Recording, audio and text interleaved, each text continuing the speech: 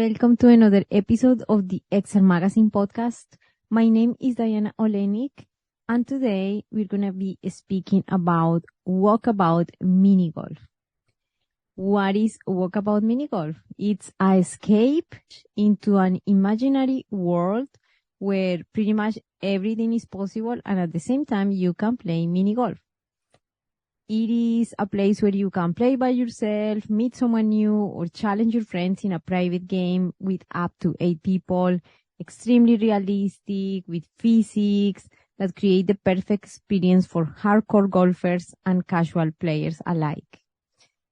In Walkabout Mini Golf, you can sink a perfect hole-in-one, search for lost balls, unlock hidden clubs, or just relax and take in the views from one of the 16 included courses. The golf, of course, is miniature, but the fun is huge. That's what they say in the page, and I have tried it myself, and it's so fun and engaging. Today we're going to be speaking with Lucas Martell, who is the executive producer of Mighty Coconut, which is the independent entertainment studio based in Austin, Texas.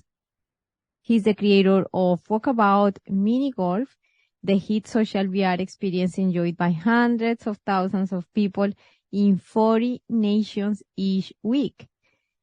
Lucas Martell is the co-creator of SPIES in Disguise, the Fox Blue Sky animated feature starring Will Smith and Tom Holland. And he also participated in the original short film PIGEON, Impossible, as well as the OCEANMAKER, who have seen more than 30 million times online and screened at over 350 festivals in 63 countries all around the world. So he is read by Gary Ungar, Exile Entertainment.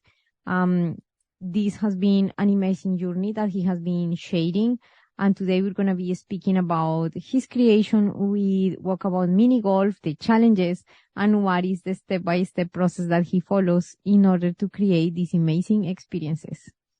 I can't wait to begin. Let's do it. Thank you so much, Lucas, for being here today. I am super, super excited. Please let us know, how are you doing today? Oh, thanks for having me. Yeah, I'm doing great. Yes, thank you so much. We'd like to know a little bit about your background and perhaps how Mighty Coconut got started. Yeah, so my background is actually, I was a music major and then I was interested in film, so I taught myself animation. And then I've spent the last probably 15 years mostly working in the animation space, feature animation. I think you probably had mentioned that I had done a short film that got made into a feature with Blue Sky.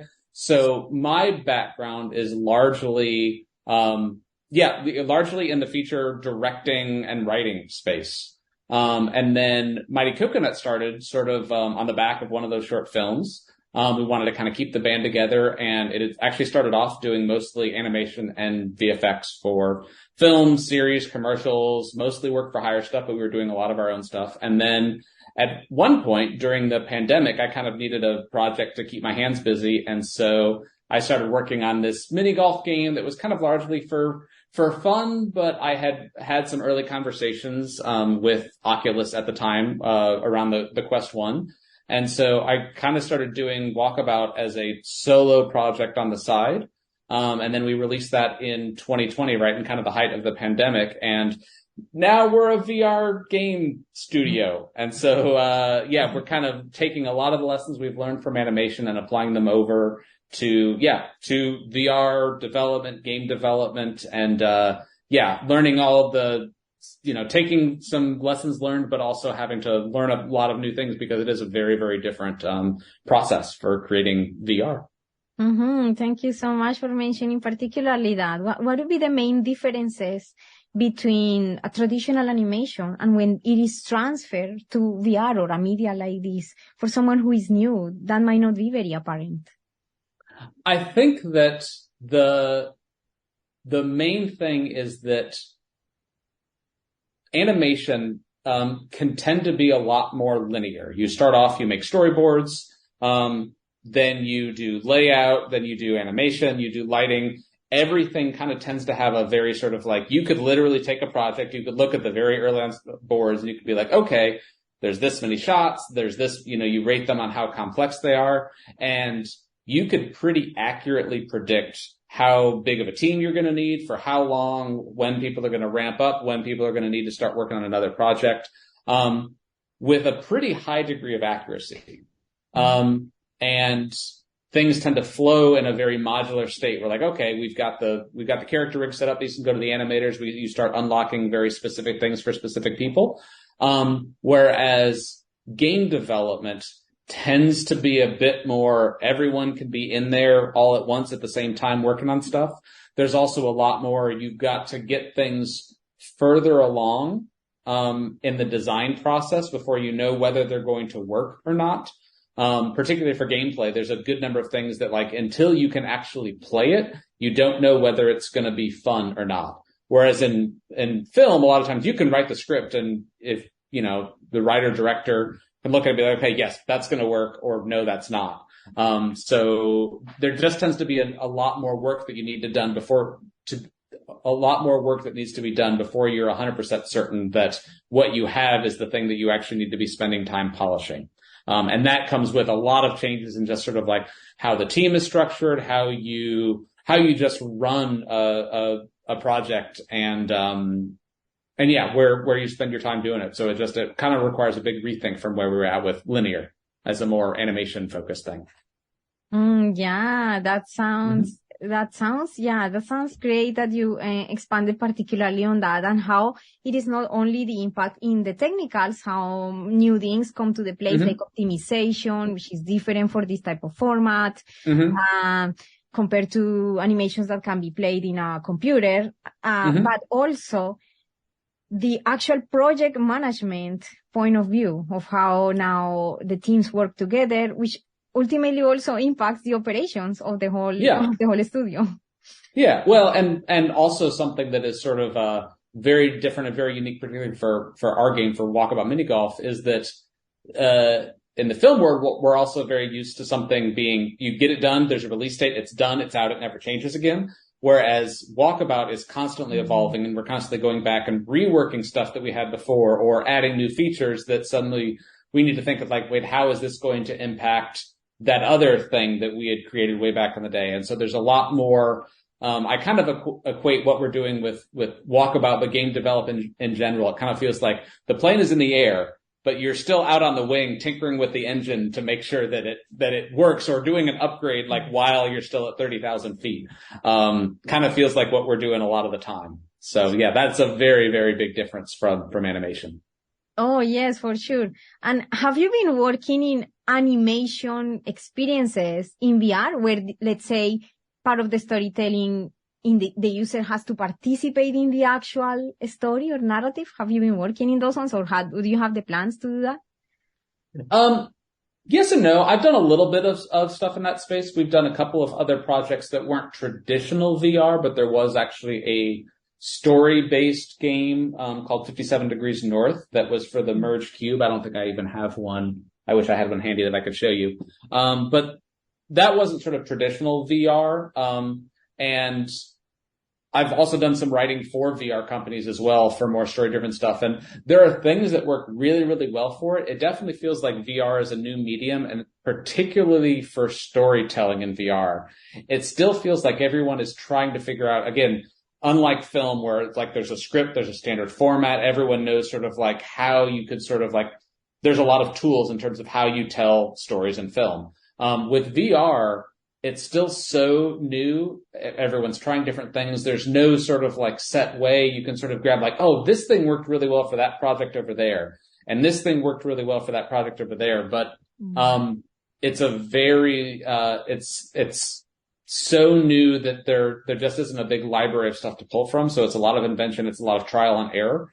And so yeah, we definitely want to keep doing stuff with that. We've done a little bit with Walkabout, just in like the fox hunts, which are basically treasure hunts that are happening in the hard mode of each course, that you find a clue and you can look on your wrist and read the next clue. And so we do little bits of storytelling with that, but that's much more environmental, more traditional game design stuff. But it's definitely something that's really interesting, and I want to play around with it more. Yeah, that would be amazing. I'm pretty sure you're gonna do incredible things. So, speaking particularly about Walkabout Mini Golf, what were the main challenges that you found, like coming, from the animation industry and creating our game, which is another format as we've been speaking? What have been the main challenges at creating these mechanics? Because the physics for golf is always that in the real world is a little challenging. So I can imagine, in VR, what were the main challenges there? Yeah, I mean, definitely physics is always sort of like one of the challenges. It's an area that we spend a good bit of time really dialing in. Luckily, we've gotten that to the point now that the system largely works, and we intentionally don't change it, because the couple of times that we've tried to improve things, even though it might technically be more realistic, it doesn't work the way people have gotten used to. And it's way more important to keep things the same, because people have spent a lot of time mastering courses or mastering trick shots and everything. And if the physics changes, you can't necessarily notice that it's not realistic. It's like, oh yeah, there was a little too much air resistance, that no one is actually really going to notice that. Things like that we actually needed to intentionally not make more realistic. But yeah, physics was always a challenge. I think that we've been pretty lucky in that mini golf is a fairly well-defined sort of experience. And I think where one of the larger challenges is actually around sort of like taking the idea and doing new things with it. And so we've got a lot more courses. So the Myst course just launched, and that one in particular was essentially sort of taking mini golf and putting it into Myst, the 93 video game, that puzzle solving heavy mechanics stuff where like you can hit a trigger with your ball and suddenly the course changes shape and makes different things happen. That's one of those things that seems like, okay, that's a very simple thing, but you add in multiplayer and suddenly now you've got this big giant machine that changes the shape of the course, and it needs to work so that when it's someone else's turn that everything gets reset into the right spots. Little things like that, multiplayer really, really adds a lot of complication. It's harder to test. It's harder to,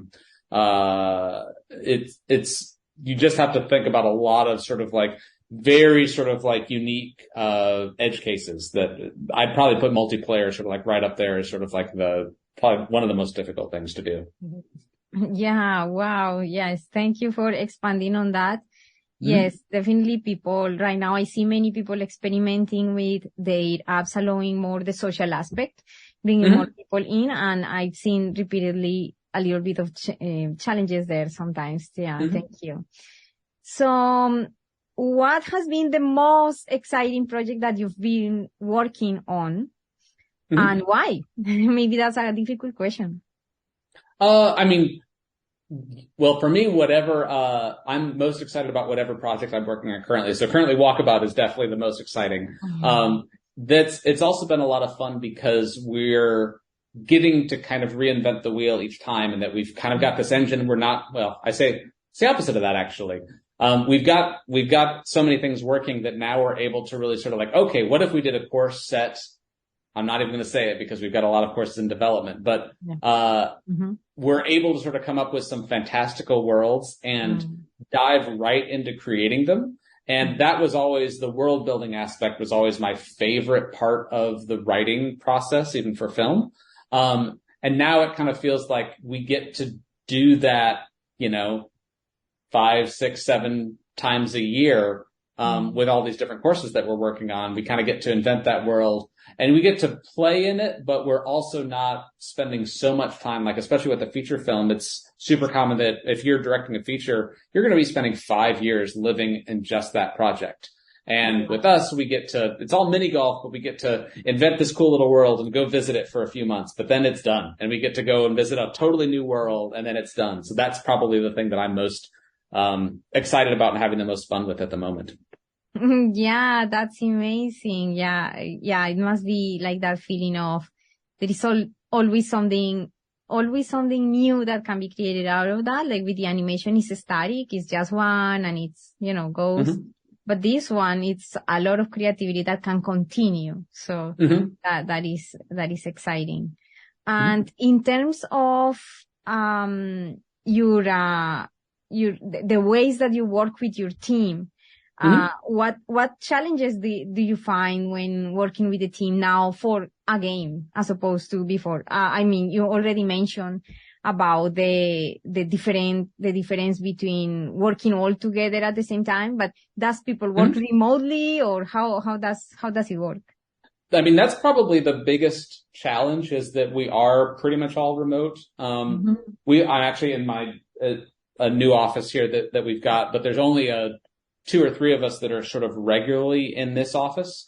Most of us are spread out all over the country. We've even got a couple of people who work with us who are around the world. So the remote aspect of it is probably the most challenging in terms of working together. It means that there's usually a lot more meetings, and just you have to spend more time. You don't get that sense of like, oh, if I just sort of like walk around the studio, you really get a really good sense of where people are at, what they're doing. You can even spot sort of issues. You have to be a little bit more proactive when everyone is working remotely. At the same time, we've also sort of gotten to a point where I feel a lot more comfortable with that, and we've figured out what works and what doesn't. And one of the big benefits is that because we are doing a VR social multiplayer game, when we need to go take a look at a course or we need to do a review on something, a lot of times we're just able to hop into a game on one of our development builds and literally just like fly around the course, just like you would do a location scout in film. So yeah, you literally just like, oh, we need to move that over there to make a sight line to this next area that we need to see. You could literally just like point to it and everyone can, have a conversation. So, when we are in VR together, it actually does very much feel like we're kind of in the same place. So, that's more luck than anything else, that we just happen to have that, that we actually get to use the game that we're making as our collaboration tool for a lot of it. Yeah. Interesting. Did you get inspired by golf yourself, playing golf? Like, are you an avid golf player that inspired you to create Walkabout Mini Golf, or what was the reason? I've played like regular golf. I was in the high school team. I actually haven't played real golf in probably 4 or 5 years. But yeah, I did enjoy it back in the day. I always loved going mini golfing. When I was a kid, especially, even now that we're doing this, I've definitely sought out a couple of other mini golf courses just for inspiration or just to take my kids to. But yeah, I always enjoyed it. And to be honest, I think that, I remember when I was a kid, even in the living room, it'd be fun to take toys and just like, oh, well, I'll make a little mini golf hole or a little mini golf course. I always liked the building aspect of it, as much as anything else. And something about it just sort of clicked, and it was definitely a surprise that this is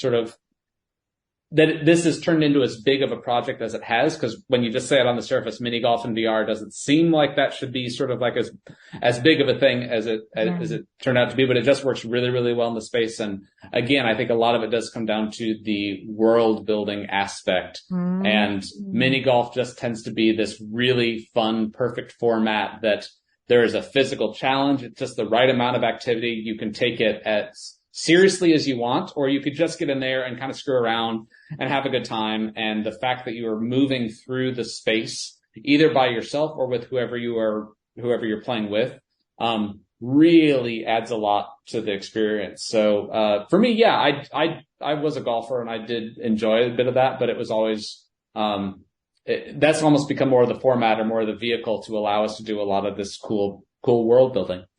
Yeah, great. When you mention world building, which is makes a whole, like a lot of the experience, do you actually intervene in the design of the worlds, or do you have someone else taking care of that? How does it work? So the way that we hatch these is that, so I was the person who did the first like 4 or 5 courses. And now there are actually sort of 3 of us. So Don Carson is sort of our senior designer. And he works both on paper and in Gravity Sketch, a VR sculpting program, to actually sort of like, we design a lot of these actually in VR in Gravity Sketch. So literally the 3 of us, sorry, let me finish that. So Don Carson is more on the design side of things. And then Henning Kachi is handling a lot of the gameplay. And now there are still a few courses that I get to do more hands-on stuff. Some things are more sort of like I help hatch the initial idea, but generally the three of us get together about once every 3 or 4 months, and we actually design over the course of a week, typically 4 or 5 courses. Wow. And they're still pretty loose, but it's like, we have an idea of what this course is, of what the setting is going to be, what the rough layout is going to be, and probably even a little bit about what the gameplay is going to be like and how the gameplay is going to be different from other courses that we have done. But early on, we kind of hatch all of those together, and then that's great because then Henning can work on the gameplay and Don can do sketches and do more layout stuff and really sort of hone in some of the more world building aspects of that. And then, like I said, every once in a while I get to jump in. So I'm still pretty involved, at least in that early on, but, once it gets past that early stage, I'm unfortunately able to do a little less and less of the actual sort of like modeling and building and all that sort of detailed stuff.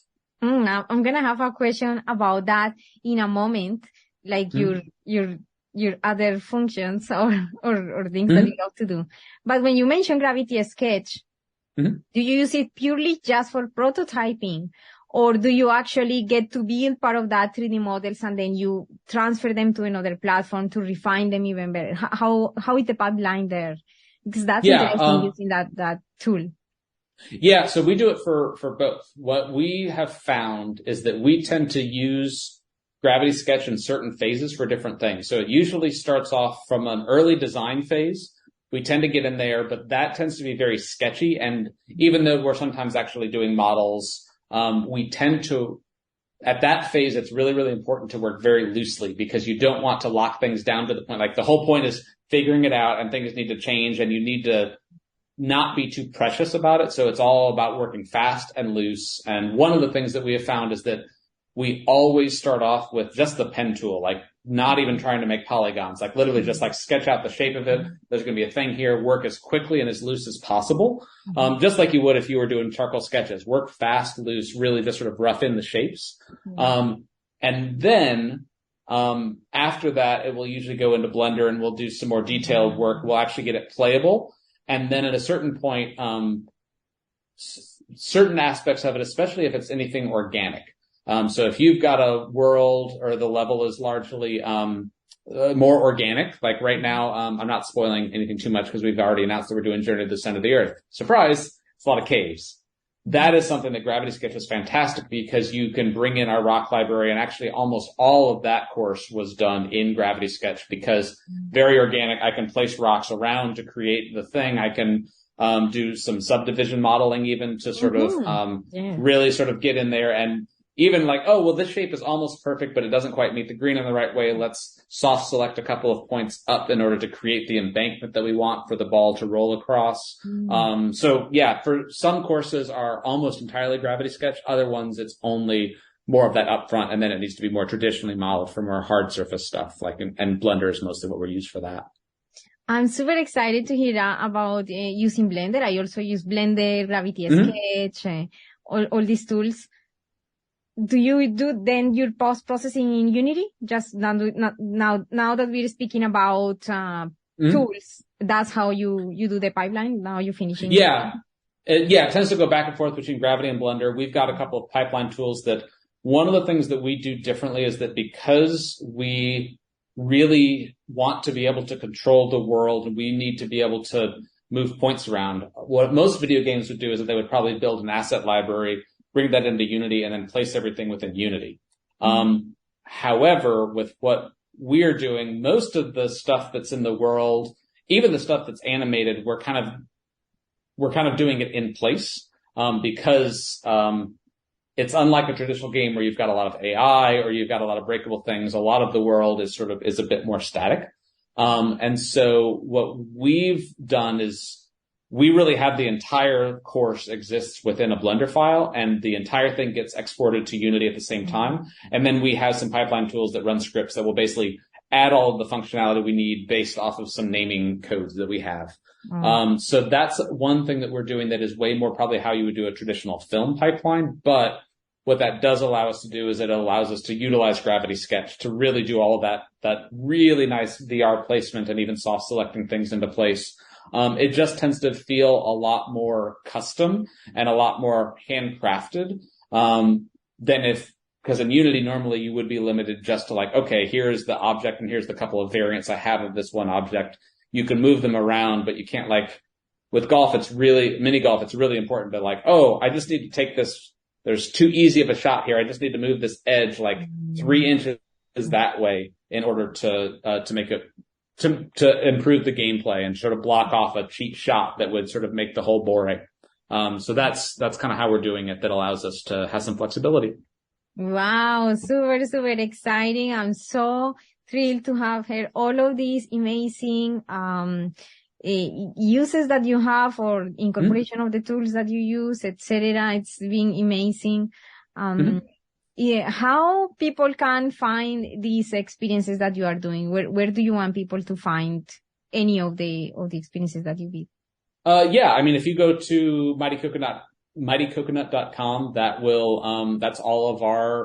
that's our studio. You can find all the games right there. Also, walkaboutminigolf.com will just take you to the actual page. But yeah, we're on Quest, Rift, Steam. We've got a bunch of other platforms in the works. So yeah, if you have a headset, just check us out right on the headset. Yeah, thank you so much. I just wanted to highlight very quickly something that I saw that it was pretty cool, and is that years ago you decided to do a destination production, the Ocean Master. That was pretty cool. So yeah, hopefully one day you do it again, and we will be watching you from another island in the world. We kind of do a little bit of that right now, because when we because we're remote, we do tend to get groups of people together. We haven't gone to Belize, but that's largely because a lot of us have kids and we just can't leave the country. Pandemic didn't help with that. Yeah. But we do sort of design retreats. It's more like a week that we'll all get together and we'll go someplace fun. And yeah, it's a similar idea, just not quite as grand as when we took, there were 8 animators for 7 weeks was how the OCEANMAKER got made on a little island off the coast of Belize. But that was such a great idea. And actually, I find it that I wanted to mention it. So we have sort of the reminder that developers and teams shouldn't be just about doing the thing, right? Like should be around in the nature, exploring, and getting inspired with other places. So thank you for creating that also as well. So just as you can see now, people is watching and enjoying those experiences as well. Oh yeah. Yeah. That's also on the website. Yeah. If you look up OCEANMAKER on there, you can see the whole behind the scenes of how we made that one. That's amazing. Yeah. Thank you so much, Lucas. And, is there anything else that you wish I had asked you today? No, everything was great. Thank you so much, Diana. Okay. Thank you so much, and see you in the next episode. Bye for now.